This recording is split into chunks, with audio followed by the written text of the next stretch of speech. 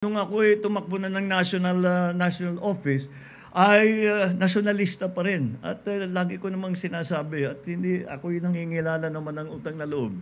Sinasabi ko kung hindi sa NP, hindi ako naging presidente. Kaya talagang malaki ang utang na loob ko sa tulong na ginawa ng NP. Ang kasabihan sa NP ay higit sa lahat ang bayan. Yan ang ating sinusundan na pag-iisip.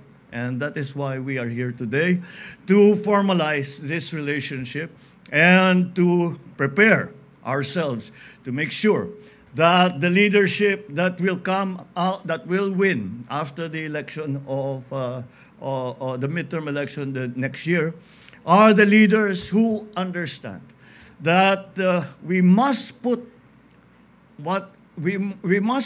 our partisan, our personal differences aside, whatever they may be, merong malaki, merong maliit.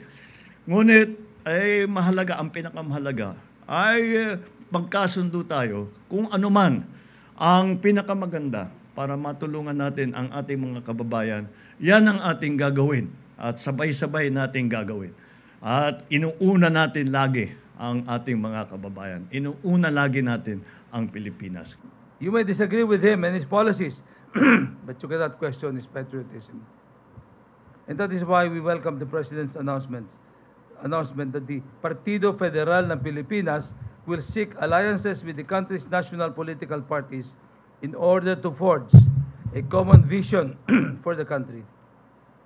We need to prove to the Filipino people that we are a nation capable of rising above our differences in order to build a bright future for the country.